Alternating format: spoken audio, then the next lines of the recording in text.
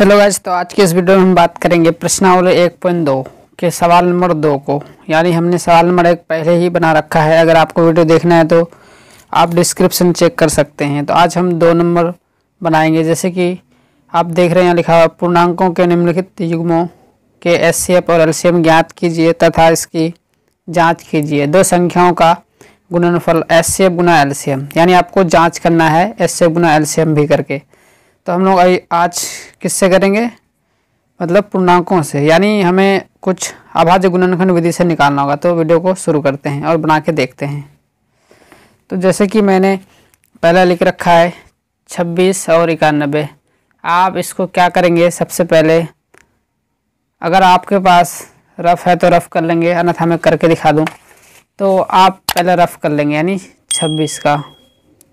तो अगर आप 2 बार से देते हैं तो 13 से आता है। फिर 91 का भी करके देखते हैं। अगर आप 2 बार से देते हैं तो कितना जा रहा है, 4 दूना 8। क्या जा रहा है, नहीं जा रहा है। इसका मतलब आप 7 बार से लेंगे तो कितना होगा, 13 7 91, यानी 7 बार से जा रहा है। तो इसको आप यहाँ लिखेंगे सिंपली, कैसे करके, 2 गुना 13। इसका आया था 7 गुना 13। तो आपको एचसीएफ पहले निकालना, यानी एचसीएफ बराबर 13। पर 13 क्यों, क्योंकि 13 दोनों में है। जो कॉमन रहता है उसको एचसीएफ कहता है। एलसीएम अब निकालना हमें, एलसीएम बराबर। तो आप पहले क्या लिखेंगे, 2 और गुना 7 गुना 13। यानी कि आपने जो इसको ले लिया था, इसको अभी यहाँ देखना नहीं है बल्कि यहाँ देखना है। यानी आपके पास 2 और 7 बचा था, इसलिए मैंने लिखा है 2 गुना 7 गुना 13। तो इसलिए कि एस वाला को आप देख लेंगे।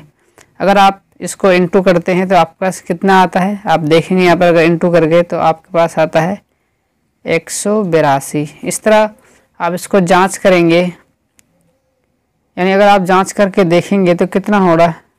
तो आपको लिखना है एचसीएफ गुना एलसीएम, यानी एचसीएफ आपके पास है 13 गुना एलसीएम, यानी 182। अगर आप 182 को 13 से गुना करते हैं तो आपका कितना आ रहा है, तो आप गुना करके देखेंगे तो आपके पास आएगा 2366।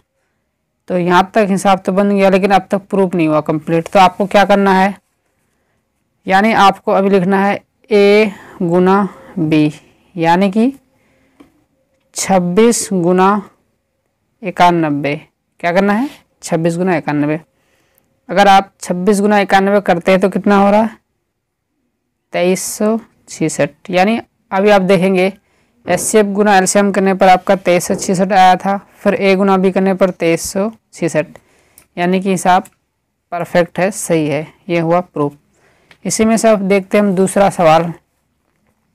हमारा दूसरा सवाल है 510 और दूसरा है 92। आप इसको भी वही करेंगे, अभाज्य गुणनखंड। आपको मैं करके दिखा दूं।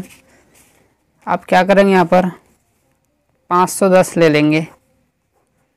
तो आप पहले किससे भगा देंगे, 2 से। तो आप देखेंगे कितना होगा आपके पास, यानी 255 बार से जाने वाला है, यानी 2 दूना 4। आप देखेंगे इसको करके। अगर फिर मैं यहाँ से 5 लेता हूँ तो 5 5 25, 5 एकम 5। अभी कितनी बार से जा रहा, 3 बार से। 17 तिया 51, यानी आपके पास आया 2 गुना 5 गुना 3 गुना 17। अब इसको लिख लेंगे सबसे पहले, 2 गुना 5 गुना 3 गुना 17। सेम उसी तरह क्या करेंगे, आप 92 का भी कर लेंगे। तो मैं 92 का भी करके आपको दिखा दूं। 2 से जा रहा, 4 दूनी 8, 1 बच रहा 12, 6 दूनी 12। फिर 2 से जाएगा तो आपका 23। अब ये कटने वाला 23 नहीं, किसी से इसलिए छोड़ देते हैं इसको। आपको क्या करना है, यहाँ पर लिखना है 2 गुना 2 गुना 23। अब आपको लिखना है एचसीएफ। क्या लिखना है, एचसीएफ। तो एचसीएफ के लिए आपको मैंने बताया था कि जो दोनों में आए, कॉमन हो। यानी देखिए 2 और 2 कॉमन है, पर और यहाँ कहीं 5 नहीं, और ये 2 कहीं नहीं है, ये 3 इसमें कहीं भी नहीं है, 23 ऊपर भी नहीं है, और 17 नीचे भी कहीं नहीं, यानी कॉमन नहीं है। सिंपल जो कॉमन होता है उसको एचसीएफ मानते हैं, यानी एचसीएफ 2। आपको मैं बता दूं थोड़ा जानकारी के लिए, ये रहा हमारा एचसीएफ। आप इसको अंडर नहीं करेंगे, आपको समझाने के लिए बताया गया। अब करेंगे एलसीएम बराबर, इसको छोड़ते हुए जो आपके पास बचता है उसको इनटू में लेंगे, यानी 5 गुना 3 गुना 17 गुना 2 गुना 23, और एचसीएफ जो आया उसको आप लास्ट में ले लेंगे उस नंबर को। अब देखते हैं अगर मैं टोटल इसका इंटू करता हूँ तो कितना हो रहा है। अगर आप टोटल इंटू करते हैं तो आपके पास आ रहा है 23,460। अब हमें चेक करना है क्या हिसाब सही है गलत, यानी HCF गुना LCM।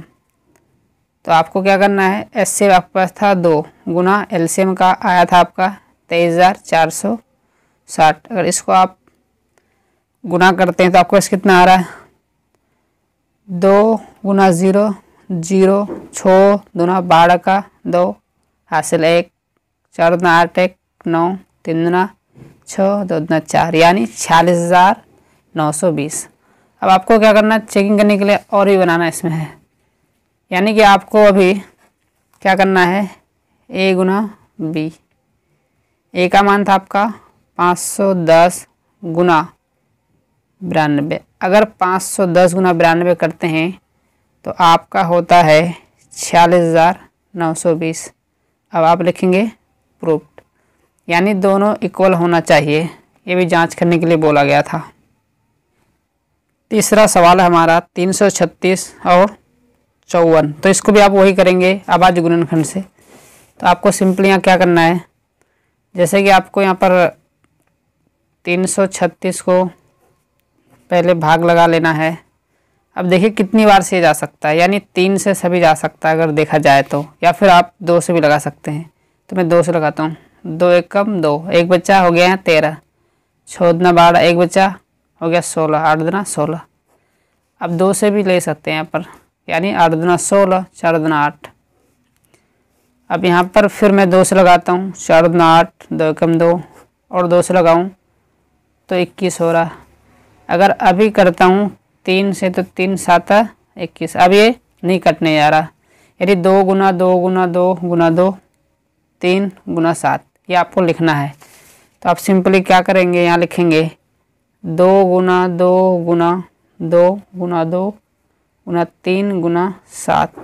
इस तरह आप 54 का भी कर लेंगे आप, जैसे कि 54 का भी कर लेता हूँ मैं, 2 से देंगे तो आपका कितना होगा, 2 दूना 4, 7 दूना 14। अब ये 3 से जा रहा, 3 नवांग 27, 9 भी जा रहा 3 से, 3 तिया 9, यानी हो रहा आपका 2 गुना 3 गुना 3 गुना 3। आप लिखेंगे सिंपली 2 गुना 3 गुना 3 गुना 3। अब यहाँ देखेंगे क्या ये एक दूसरे के बराबर पूर रहा है। अब देखिए एचसीएफ निकालने के लिए आपको मैंने कहा था कॉमन लेना होगा, तो यहाँ देखेंगे ये 2 कॉमन, इसलिए मैं 2 ले लेता हूँ। ये 3 कॉमन है इसके बराबर, इसलिए मैं एक बार 3 लेता हूँ, यानी आपका एचसीएफ होगा 3 दूने 6। यानी इसको आप अंडर कर लेंगे याद रखने के लिए अगर आपको परेशानी हो तो, जैसे कि मैं इसको भी अंडर कर लेता हूँ। तो एलसीएम निकालना, एलसीएम बराबर, यानी जिसको आप पहले एचसीएफ में ले लिए उसको नहीं लिखेंगे, पहले आप इसको ले लेंगे जो आपका बचा हुआ है, यानी 2 गुना 2 गुना 2 गुना 7 गुना 3 गुना 3। आपको क्या करना है, एचसीएफ को टोटल जितना आया था उसको लास्ट में लिख लेना है। लिखने के बाद आपको सभी को क्या करना है, इनटू कर देना है, गुना कर देना है। गुना करने पर आपका कितना आ रहा है इसको आप नोटिस पर कर लेंगे, यानी 3024। अब हमें क्या करना है, चेक करना है, यानी जांच, एचसीएफ गुना एलसीएम। तो आपके पास एचसीएफ है 6 गुना 3024। अब इसको इनटू करके देख सकते हैं, 6 चौका 24 का 4 हासिल 1, 6 दूना 12 1 13 हासिल 1, 6 गुना 0 0, यानी हासिल 1 था। आप यहाँ लेंगे 6 18, यानी 18,134 हो रहा है। इस तरह आप जांच करेंगे तो इसके लिए आपको करना होगा दोबारा ए गुना बी, यानी आप लिखेंगे ए गुना बी। तो आपने देखा ए का मान था आपके पास 336 गुना 54। अगर आप इसको गुना करके देखते हैं 336 गुना 54, तो आपके पास आ रहा 18,134, यानी आपका प्रूव्ड हो गया है। अब देखिए तीसरा सवाल में लिखा हुआ अभाज्य गुणनखंड विधि द्वारा निम्नलिखित पूर्णांकों के एचसीएफ और एलसीएम ज्ञात कीजिए। यानी आपको यहाँ पर जांच करने नहीं बोला, जबकि मैंने अभी आपको बताया था इसमें एचसीएफ और एलसीएम गुना करके प्रूव करना था। क्या एचसीएफ गुना एलसीएम ए गुना बी के बराबर था, जबकि इसमें आपको अभाज्य गुणनखंड विधि से सिर्फ एचसीएफ और एलसीएम निकालने बोला है। तो चलिए निकालते हैं।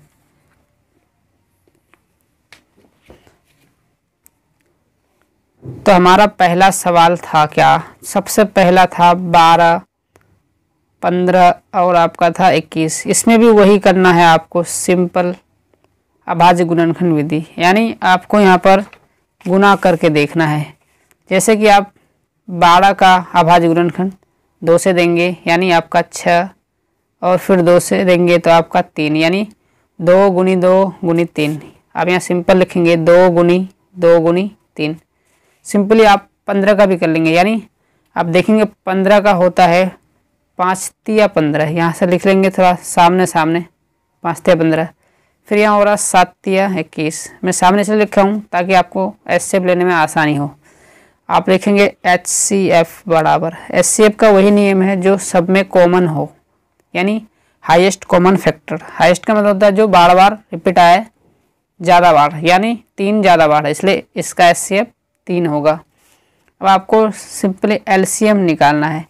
तो एलसीएम के लिए आपको क्या करना, पहले इसको छोड़ देना सभी तीनों को, यानी आपको पहले 2 गुना 2 गुना आपको क्या करना 5 गुनी 7 गुनी, ये जो आपका एचसीएफ निकला था ना, आपको यहाँ ध्यान लगाना, यानी 3 लिखना है।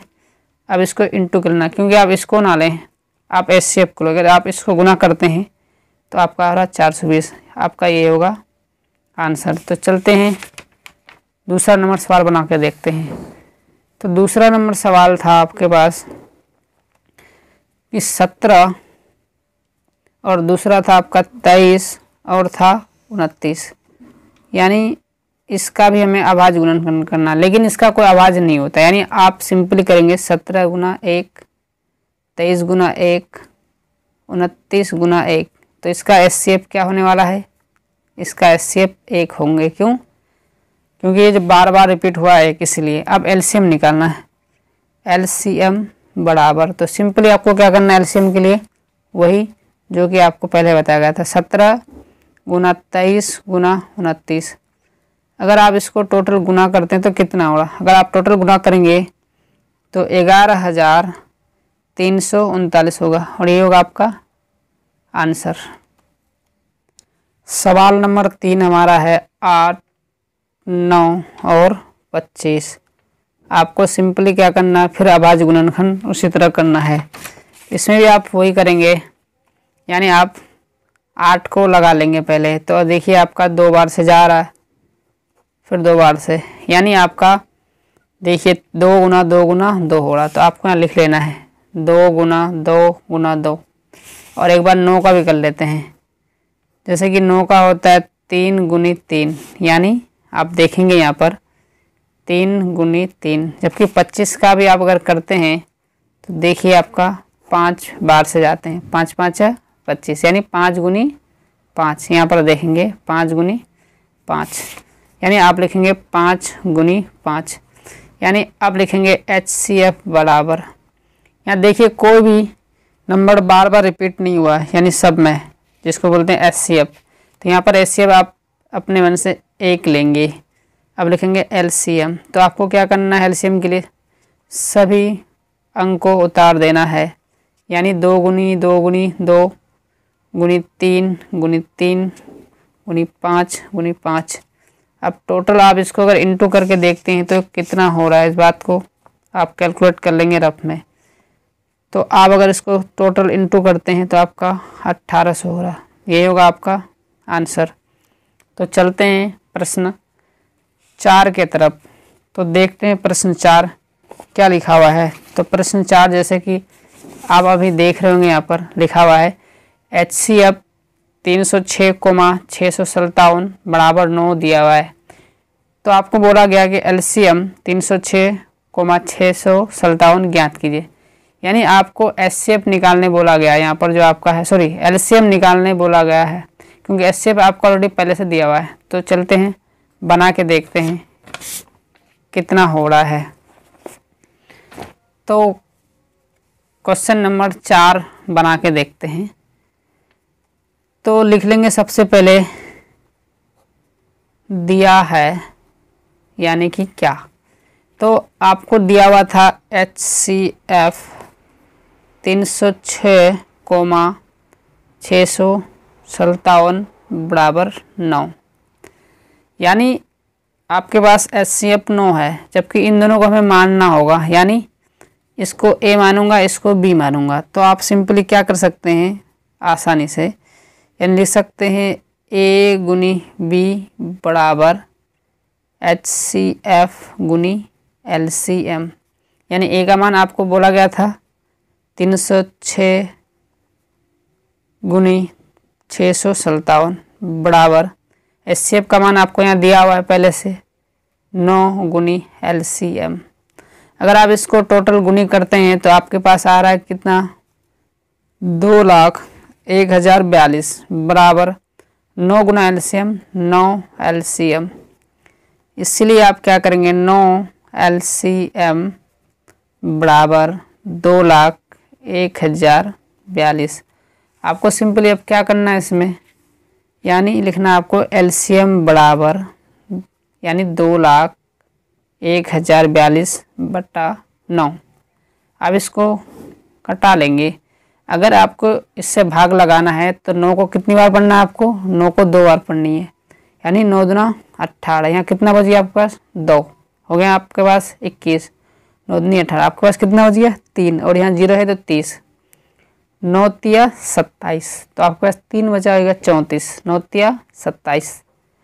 आपके पास बच गया कितना यहाँ पर, आप देखिए कि 27, यानी आपके पास इधर 3 इधर 4, यानी 7 और 2 72, यानी 9 8 72। इसलिए आपका आंसर होगा LCM बराबर 22,338। ये होगा आपका आंसर। आशा करते हैं कि आप समझ गए होंगे। अगर वीडियो अच्छा लगा तो प्लीज़ लाइक शेयर और सब्सक्राइब जरूर करें, और अधिक जानकारी के लिए आप डिस्क्रिप्शन चेक कर सकते हैं, और मैं आपको आई बटन पर भी बहुत सारे वीडियो देता हूँ, वहाँ से भी आप देख सकते हैं। तो जैसा कि सवाल नंबर 5 में पूछा गया है, जांच कीजिए कि क्या किसी प्राकृतिक संख्या n के लिए संख्या 6 पर पावर n अंक 0 पर समाप्त होती है क्या। तो यहाँ पर प्राकृतिक संख्या, तो जैसे कि यहाँ 6 दिया हुआ है, तो इसको पहले आपको हिसाब बनाना नहीं है, इसमें लिखकर प्रूफ करना है। तो इसको हम प्रूफ करते हैं।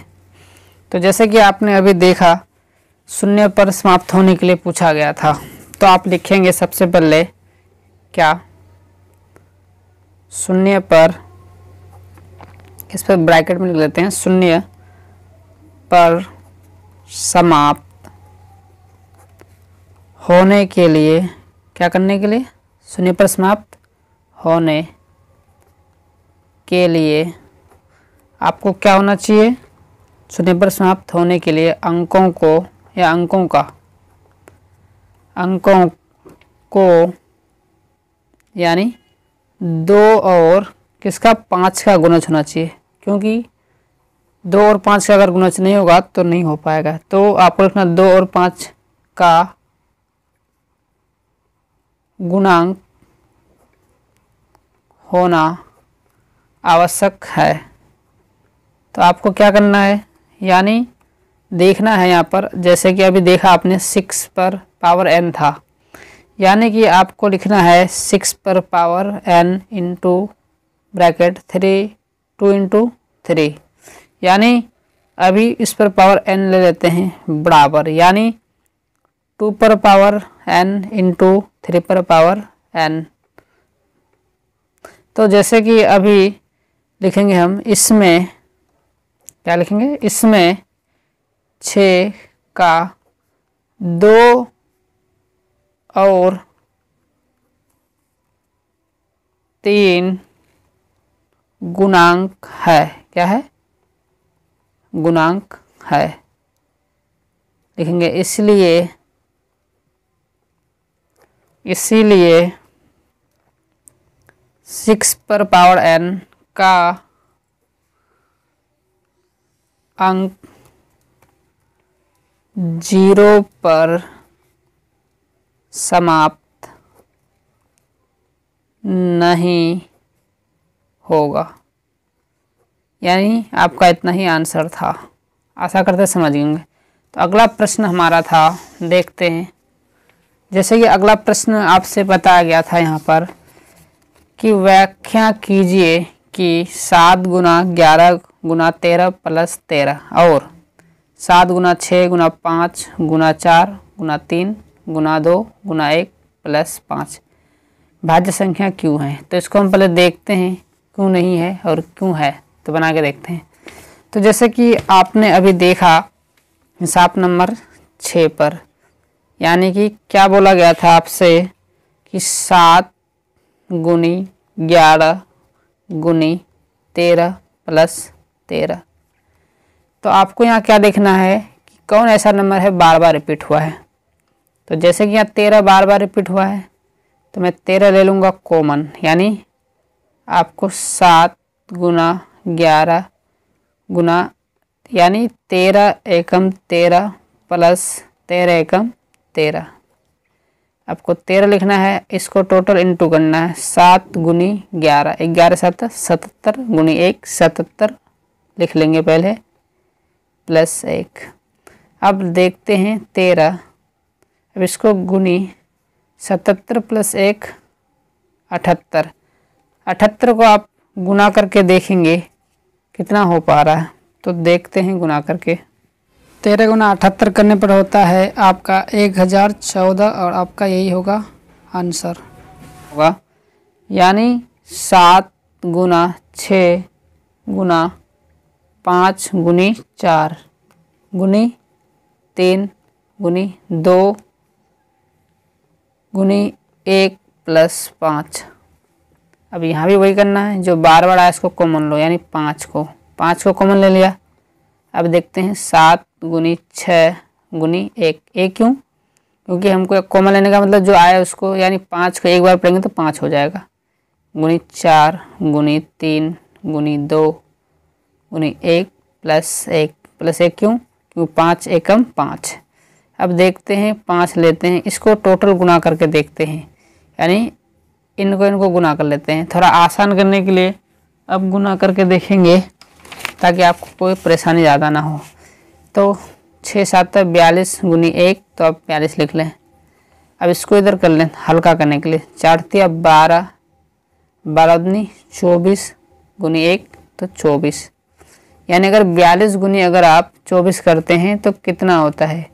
आप इस बात को पहले ध्यान लगाएंगे, कितनी 42 गुनी आप करेंगे 24। तो जैसे कि 42 गुनी 24, तो आप इस तरह करेंगे 4 दूनी 8 4 चौके 16 2 दूनी 4 4 दूनी 8, इसको जोड़ लेते हैं हम लोग तो हो रहा है 1008। यानी यहाँ देखेंगे 1008 हो रहा है प्लस 1। अब आपको करना क्या, 5 गुनी 1008 प्लस 1 कितना होता है 1009, यानी अब इधर से भी जोड़ सकते हैं 1 प्लस 8 9, 0 का 0 फिर 0 का 0 और 1 का 1। अब इसको आप क्या करेंगे, अगर इसको इंटू करते हैं तो कितना होता है। अगर आप इसको इंटू करेंगे तो आपके पास देखेंगे कि आपके पास होने वाला कितना है, ध्यान से देखेंगे। आपको मैं करके जरा दिखाता हूँ, यानी 1000। अब देखेंगे आप कि 1009 गुनी 5 9 5 45 का 5 हाथ मेरा 4, यानी हासिल 5 गुनी 0 0, लेकिन 4 था इसलिए 4, 5 गुनी 0 0, 5 1 कम 5, यानी 5045 रुपये आपको यही लिखना है।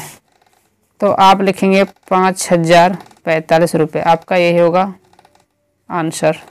तो देखते हैं नेक्स्ट सवाल। तो हमारा नेक्स्ट सवाल था 7 नंबर। किसी खेल के मैदान के चारों ओर एक वृत्ताकार पथ है। इस मैदान का चक्कर लगाने में सोनिया को 18 मिनट लगती है, जबकि इसी मैदान का चक्कर लगाने के लिए रवि को 12 मिनट लगते हैं। मान लीजिए कि ये है दोनों, यानी वे दोनों एक ही स्थान और एक ही समय पर चलना प्रारंभ करके एक ही दिशा में चलती है। तो कितने समय बाद पुनः प्रारंभिक स्थान पर मिलेंगे। इससे पहले आपको मैंने बताया था 1.1 में और आपको यहाँ बताया था 1.2 में, जैसे कि आपको अभाज्य गुणनखंड सिंपली उसी तरह करना। तो चलिए बनाते हैं। तो आपको क्या करना है, आपसे बोला गया था रवि और एक सानिया, यानी पहला रवि जो 12 चला था और सानिया जो 18 चला था। इसमें अभाज्य गुणनखंड करेंगे। 60 में कर लेता हूँ मैं, जैसे कि 12 का, यानी 2 से करेंगे 6 3, यानी मेरा आया था यहाँ पर कितना 2 गुनी 2 गुनी 3।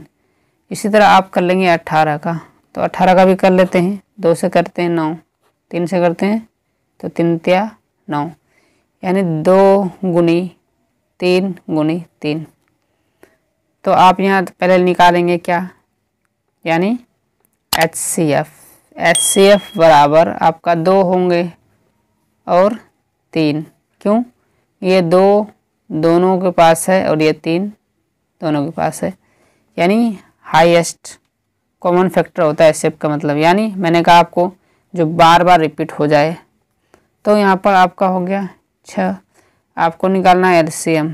तो क्या करना है आपको 2 गुना 3 लेना है। अब इसको आपको ध्यान नहीं लगाना है, जबकि आपको HCF आया था 6, इस HCF को लिख लेना है। तो आप देखिए यहाँ पर हो रहा 6 18, 18 दूना 36, यानी होगा 36 मिनट।